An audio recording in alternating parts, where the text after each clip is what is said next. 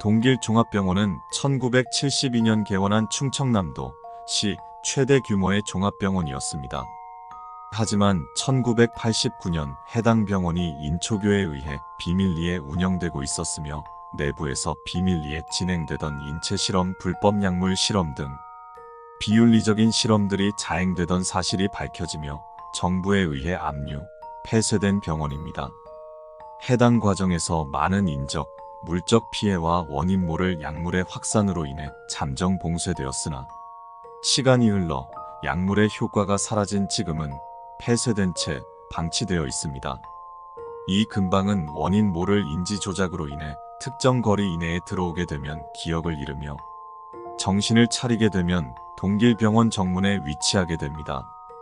인지 조작으로 인해 인근 군부대에서도 통제를 실패하게 된 이상현상 대책본부에서는 정기적인 구조, 탐사 활동을 하게 됐습니다. 해당 지침서는 병원 내부에서 자체적으로 제작된 임원용 지침서이며 현 시점까지도 지침서의 내용이 유효한 것으로 확인된 바, 생존자 여러분들은 해당 지침서의 내용을 그대로 이행하시는 것을 강력히 권장합니다. 동길종합병원 행동지침. 항상 저희 인초교를 위해 힘써주시는 임원님들, 그리고 그 구성원 여러분들께 감사드립니다. 해당 지침서는 저희 병원에서 일어나는 원인 미상의 여러 가지 항목들에 대한 대처 및 해결 방안에 대한 사항들을 담고 있으며 이는 임원 여러분들의 생존에 아주 중요한 사항들이니 필수로 숙지하고 계시길 바랍니다. 먼저 병원에 들어오시면 게시판을 가장 먼저 확인해 주시길 바랍니다. 게시판의 날짜가 오늘 날짜가 아닌 1968년 6월 12일인 경우 병원 내의 모든 사람들과 눈을 마주치지 마시고 그대로 귀가하시길 바랍니다. 그 후 상사에게 보고하신다면 정상 출근 처리될 것입니다. 다만 집으로 돌아가시는 길에 거울 등에 반사되는 자신의 모습을 절대 보지 마시길 바랍니다. 실수로 보게 되셨다면 귀하는 자동으로 사망 처리될 것이며 교단 차원에서 유족분들께 약간의 위로금이 지급될 것입니다. 게시판의 날짜가 정상이라면 프런트에서 본인의 등급에 해당하는 통행증을 지급받으시길 바랍니다. 이 통행증은 귀하의 신분을 확인하는데 필수이며 지하실을 포함한 통제구역에 들어가는데 꼭 필요합니다. 만일 프런트에 있는 간호사의 복장이 지나치게 낡고 피투성이라면 간호사의 눈을 똑바로 응시하며 시체 안치실에 재물을 보급하러 왔다.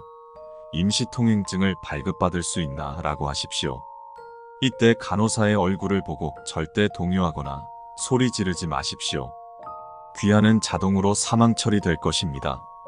간호사가 아무 말 없이 임시통행증을 발급해 주었다면 1층 관리실에 가서 반납하고 다시 프런트로 가신다면 정상적으로 통행증을 발급받으실 수 있습니다. 귀하가 정상적으로 업무를 보고 있는 도중 간호사가 원장님이 찾는다고 찾아올 수 있습니다.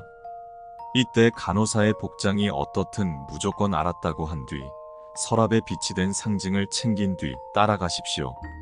만약 간호사가 엘리베이터에서 지하 1층을 누른다면 조용히 엘리베이터 모서리에 서서 등을 돌리고 눈을 감은 채 간호사가 사라졌다고 생각될 때까지 기다리십시오. 간호사가 사라졌다는 건 몸으로 분명히 느낄 수 있을 겁니다. 원장실은 5층이라는 점을 잊지 마십시오. 갑자기 한기가 느껴지고 주변에 아무 소리도 안 들리고 적막한데 간호사가 6층을 누른다면 상징을 간호사에게 찌르고 바닥에 납작 엎드려 계십시오. 엘리베이터 문이 열리면 당신이 찾는 재물은 여기 마련해 두었습니다. 부디 충분하길 바랍니다. 라고 하십시오. 그것은 대체로 한 구의 재물에 만족할 것입니다. 만약 그것이 한 구로도 모자란다면 귀하는 자동으로 사망 처리될 것이며 유족들에게 약간의 위로금이 지급될 것입니다. 점심은 1층 별관에 위치한 식당에서 해결하실 수 있습니다. 식사 전 입구 우측에 있는 식단표에서 금일 식단을 확인하십시오. 금일 식단에 붉은 연근조림이 있다면 즉시 식당을 둘러보십시오.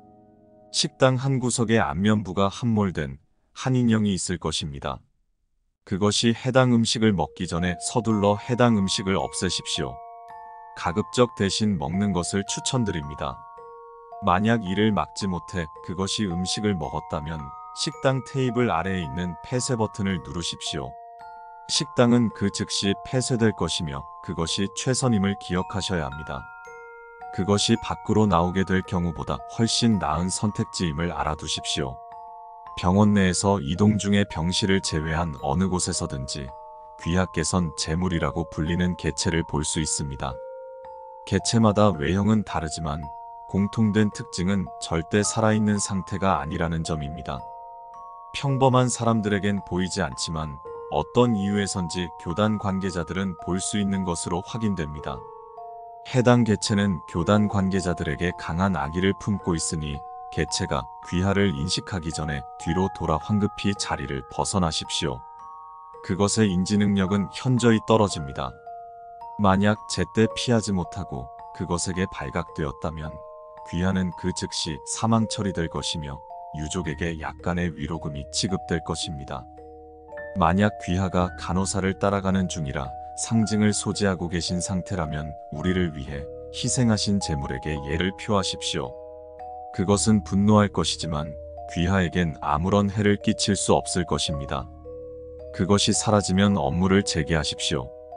귀하는 업무 중에 무조건 최소 한 번은 비명 소리를 들으실 겁니다. 이 현상도 교단 관계자만 겪는 현상이고 원인은 파악된 바 없습니다. 비명이 들리는 위치는 정해진 것이 없이 항상 다르며 대체로 귀하와 멀리 떨어진 곳입니다.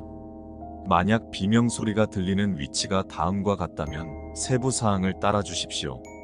비명 소리가 멀리서 들릴 경우, 이 경우엔 귀하께서 취해야 할 행동은 없습니다. 하시던 업무를 계속하시면 됩니다. 비명 소리가 등 뒤에서 들릴 경우, 그 즉시 하던 일을 멈추고 눈과 귀를 막으십시오. 그리고 그 자세를 유지한 채로 해당 공간을 벗어나십시오. 공간을 나와서 문을 완전히 닫은 후에 눈을 뜨십시오. 그리고 1층 관리실을 찾아가서 부적을 한 장 수령하신 후 퇴근하여 귀가하실 때까지 가지고 계십시오. 만약 귀가하기 전에 부적을 분실하시거나 모종의 이유로 파괴되어 없어질 경우 귀하는 자동으로 사망 처리되며 유족에겐 약간의 위로금이 전달될 것입니다. 비명 소리가 머리 위에서 들릴 경우, 극히 드문 경우입니다만 해당 상황에선 아직까지 대처 방법이 없습니다. 귀하는 자동으로 사망 처리되며 유족에겐 약간의 위로금이 전달될 것입니다.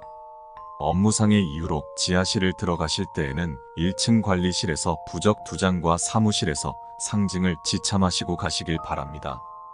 지하실 입장은 우선 지하 1층의 시체 안치실로 가신 뒤 입구 맞은편의 벽에 상징으로 부적을 박으시고 눈을 감으신 뒤 엎드려 합장하십시오. 곧이어 부적이 타는 소리가 나면 상징을 챙겨 앞에 생긴 문을 열고 들어가십시오. 지하 1층에 들어간 후에는 절대 뒤를 돌아보시지 말고 주변 시로 보이는 모든 것들을 부정, 무시하십시오. 지하실에서의 죽음은 위에서 언급한 죽음과는 차원이 다른 끔찍한 고통과 긴 시간이 걸릴 것입니다. 항상 주의하십시오. 지하실에 들어간 후부턴 귀하는 반드시 식욕, 분노, 탐욕, 성욕 등의 부정적인 감각들을 강하게 느끼실 겁니다. 즉시 입구 우측에 있는 선반에서 파란 알약을 복용하시고 빨간 알약을 챙기십시오. 파란 알약의 약효는 최대 1시간이므로 그 사이에 업무를 마치고 지하의 탈출구로 나가셔야 합니다. 만약 우측 선반의 녹색 알약뿐이라면 상징을 심장에 박아 넣으십시오. 이 과정에선 한치의 오차도 없어야 합니다. 지하실은 거대한 중앙광장과 방사형으로 뻗은 수많은 복도, 그리고 그 복도에 있는 실험실들로 구성되어 있습니다. 실험실은 각각 분노, 탐욕, 성욕, 식욕 그리고 특수 실험실이 있으며 각 실험실당 해야 할 행동은 다음과 같습니다. 분노. 해당 실험실에 입장하시면 구속복을 입은 실험체들이 수술대에 고정되어 있을 것입니다. 보는 것은 괜찮으나 절대 손대지 마시고 최대한 빨리 업무를 끝마치시길 권장드립니다. 해당 실험실 내부에서의 약효는 최대 43분이며 그 이상부턴 귀하의 정신력에 달려 있습니다. 만약 실험실에 들어갔는데 수술대 위에 아무것도 없다면 즉시 탈출구로 빠져나가십시오. 만약 실험체에게 잡혔다면 신속히 보유한 빨간 알약을 삼키십시오. 탐욕. 해당 실험실의 실험체들은 비교적 자유롭게 내부를 돌아다니고 있습니다. 하지만 실험체들의 정신은 이미 붕괴되어 자아를 가지고 있지 않고 오직 가치 있는 것들에 대한 끝없는 탐욕으로만 움직이고 있습니다. 해당 실험실에 입장하시기 전 입구에 있는 바구니에 모든 귀중품들을 두고 입장하십시오. 그 후엔 비교적 행동에 대한 제약은 없이 업무를 보시면 됩니다. 허나 이 방에서의 욕망은 특히 강하므로 약효가 최대 10분을 넘지 못하는 것으로 밝혀졌습니다. 최대한 빨리 업무를 보시고 나오시길 바랍니다. 만약 욕망을 참지 못하셔서 실험체와 동화되었다면 마지막 정신력으로 보유하신 빨간 알약을 삼키십시오. 성욕.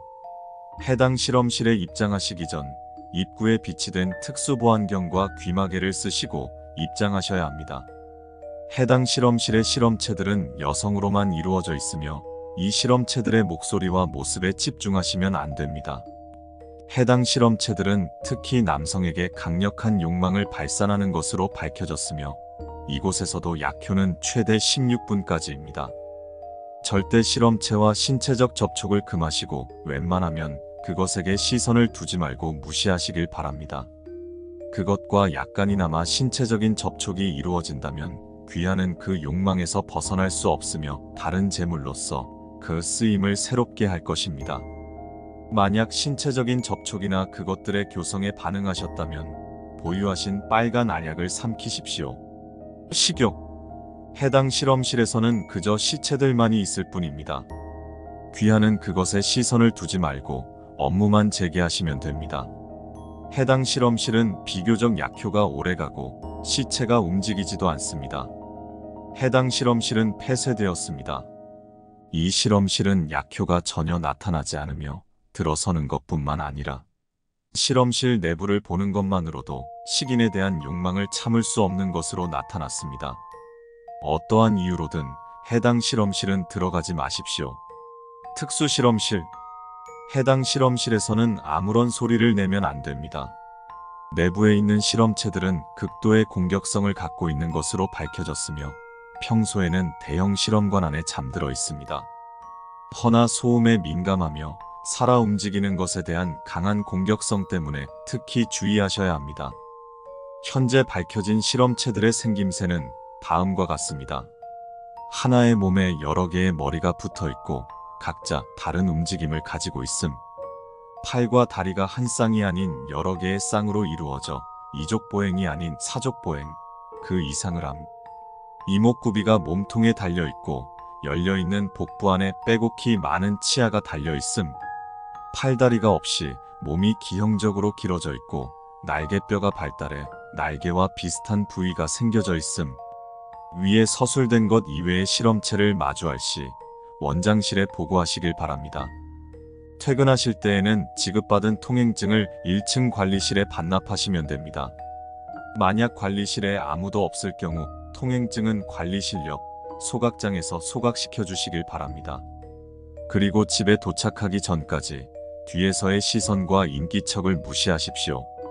만약 소각하신 통행증이 집에서 발견된 경우 귀하 및 일가족들은 사망 처리될 것이며 모든 장례 절차는 저희 교단에서 도울 것입니다.